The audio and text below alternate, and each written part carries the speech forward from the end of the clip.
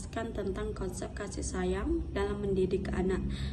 Menurut Quran Surah Al-Kahfi ayat 46 dan Quran Surah At-Takabur ayat 15, anak adalah perhiasan hidup dan ujian. Mendidik dengan kasih sayang adalah cara terbaik menjaga amanah ini agar ia tumbuh sebagai hamba yang bertakwa. Terus fondasi nabawi, kasih sayang sebagai syarat keimanan. Barang siapa yang tidak menyayangi anak kecil, maka dia bukan termasuk golongan kami. Rasa kasih sayang atau rahmah adalah karakter inti seorang muslim. Allah hanya menyayangi hambanya yang penyayang. Ada lagi selanjutnya yaitu implikasi kasih sayang timbal balik. Perintah berbakti kepada orang tua didasari oleh rahmah orang tua di masa kecil. Orang tua mendidik dengan cinta atau rahmah agar kelak menuai doa dan bakti dari anak. Quran Tafsir Quran Surah Al-Isra ayat 24. Disiplin yang dilandasi rahmah atau kelembutan Nabi.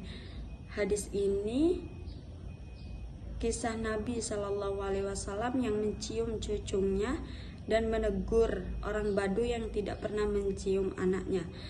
Penjelasannya, kelembutan dan sentuhan fisik adalah bentuk rahmah yang mendorong ikatan kuat dan penerimaan nasihat. Yang selanjutnya yaitu pilar pendidikan teladan, uswah hasanah. Menurut Quran Surah Al-Ahzab ayat 21, Rasulullah Shallallahu Alaihi Wasallam adalah teladan terbaik. Kasih sayang harus terwujud dalam perilaku orang tua, bukan hanya perkataan. Anak meniru akhlak yang mulia yang ia lihat. Pilar komunikasi, perkataan yang mulia atau karimah, dan ucapan kepada keduanya perkataan yang mulia. Quran Surah Al-Isra ayat 23, menjaga lisan adalah kunci. Jika kepada orang tua dilarang berkata kasar, maka kepada anak pun harus karim, yang artinya karim yaitu baik, lembut, penuh hormat.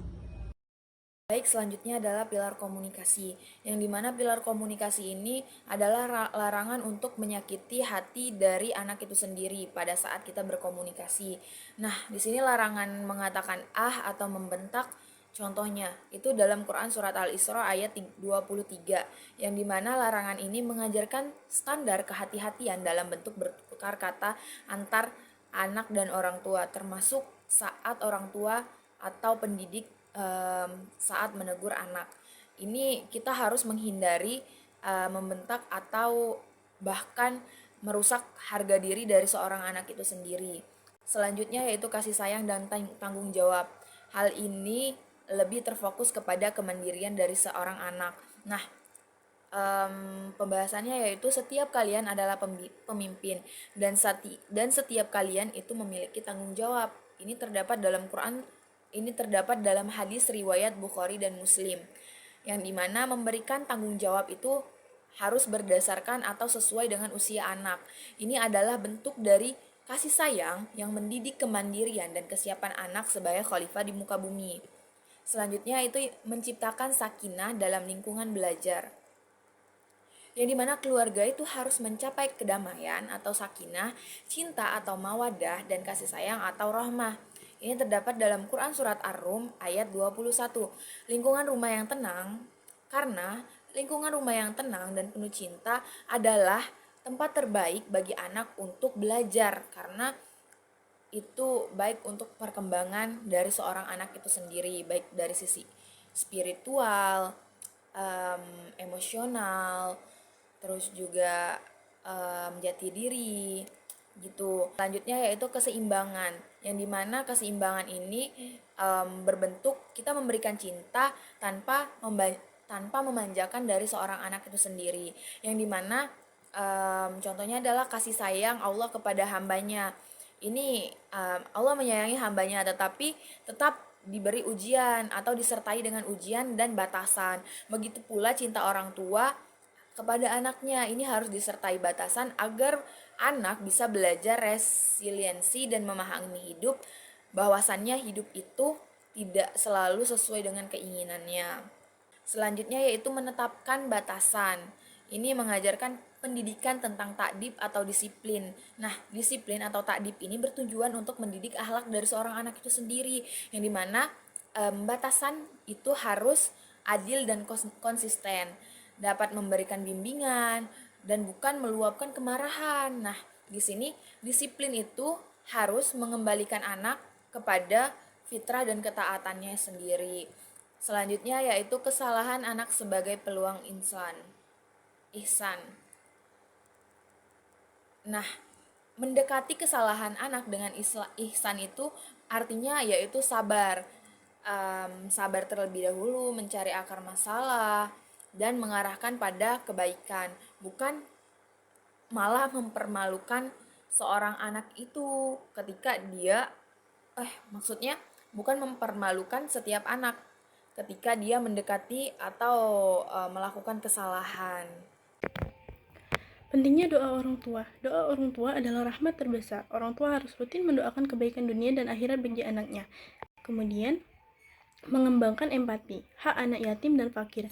Perintah berbuat baik kepada anak yatim dan fakir, Quran Surat Al-Isra ayat 26, kasih sayang kepada anak harus meluas menjadi empati sosial. Ajarkan anak peduli pada orang lain di luar lingkup keluarga. Selanjutnya, mengenal dan menghargai fitrah anak. Setiap anak dilahirkan dalam keadaan fitrah. Hadis riwayat Bukhari dan Muslim. Kasih sayang berarti menghargai keunikan dan potensi alami anak, memfasilitasinya, dan tidak memaksakan kehendak yang memadamkan fitrahnya. Selanjutnya, menciptakan qurrata ayun atau penyejuk hati.